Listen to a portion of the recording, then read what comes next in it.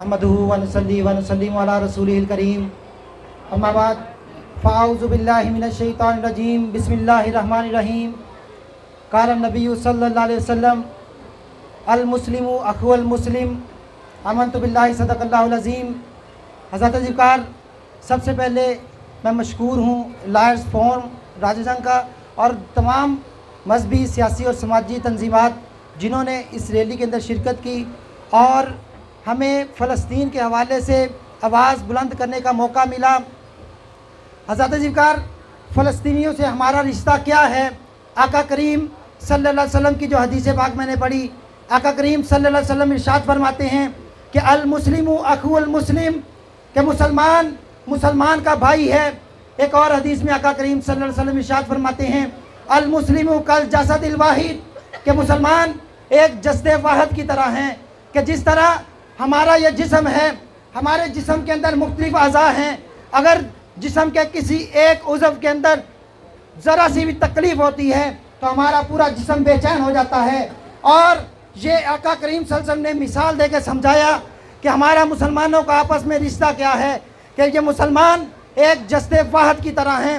इसका मतलब ये है कि अगर पूरी दुनिया के अंदर किसी एक मुसलमान को भी ज़रा सी भी तकलीफ़ होती है तो हम जिस तरह हमारा ये जिस्म बेचैन हो जाता है, इसी तरह हमें पूरी दुनिया के मुसलमानों को बेचैन हो जाना चाहिए। और उस मुसलमान जिसको तकलीफ़ हो रही है, जो उसको तकलीफ़ पहुंचा रहा है, उसको वासिले जहन्नम करना पड़ेगा। ये आका करीम सल्लल्लाहु अलैहि वसल्लम ने हमें तालीम दी है। हज़रत ज़िकार, अभी मैं कल एक वीडियो देख रहा था कि जिसके अंदर मुसलमान, फ़लस्तीन के मुसलमान अफ्तारी कर रहे हैं और ऊपर से बम मार के उनको शहीद कर दिया गया, उनको अफ्तार भी ना करने दिया। ये रोज़ रमज़ान का महीना है, उनको सहरी के लिए, खाने के लिए कोई चीज़ नहीं मिल रही। और हम देखें कि तरह तरह के खाने हमारे टेबलों पे सजे होते हैं अफ्तारी के टाइम, सहरी के टाइम, और हम कैसे मुसलमान हैं कि हम अपने मुसलमानों को भूखा मरता देख रहे हैं लेकिन उनके लिए आवाज़ बुलंद नहीं कर रहे।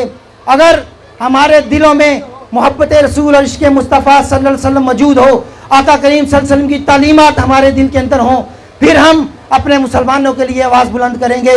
कि क्योंकि अगर आप दीन से दूर होंगे, दीनी तालीमात से दूर होंगे, तो फिर आप कहेंगे हम क्या कर सकते हैं। अगर आप दीन के करीब होंगे फिर आपको समझ आएगी कि उनसे हमारा रिश्ता क्या है। फ़लस्तीन के मुसलमानों के लिए हमने आवाज़ बुलंद करनी है। हम कमज़ोर लोग हैं, यही हम सुनते आ रहे हैं, लेकिन मैं समझता हूँ कि हम कमज़ोर नहीं हैं।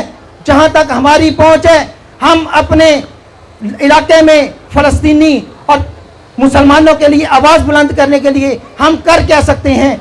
हम इसराइल और उनके जो हवारी हैं उनकी प्रोडक्ट्स का बाइकाट कर सकते हैं। आप नेस्ले का बाइकाट करें। अभी मैं कभी बोतल तो पीता नहीं, मुझे एक भाई बता रहा था कि पेप्सी और कोक वालों ने 1.5 लीटर की कीमत में 2 लीटर बोतल कर दी है।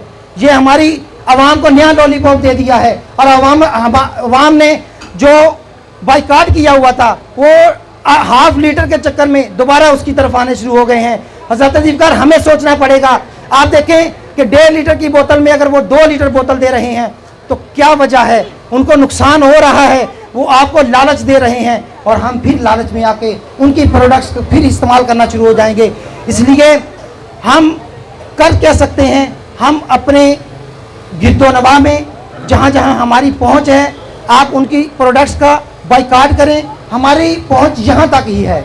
अगर हम, जिस तरह इमरान भाई कह रहे थे, अगर हमें मौका मिले तो हम फ़लस्तीन जाने के लिए तैयार हैं, गोली खाने के लिए तैयार हैं, मुसलमानों के लिए आवाज़ बुलंद करने के लिए हम तैयार हैं, लेकिन हमारी पहुँच वहाँ तक नहीं है। हम कर जो सकते हैं वो यही है कि हम उनकी प्रोडक्ट्स का बाइकाट कर सकते हैं। हज़रत 1998 की बात है कि एक बच्चा फ़लस्तीन के अंदर फ्री में जलेबियाँ तकसीम कर रहा है। नमाज जुमा के बाद फ्री जलेबियाँ तकसीम कर रहा है।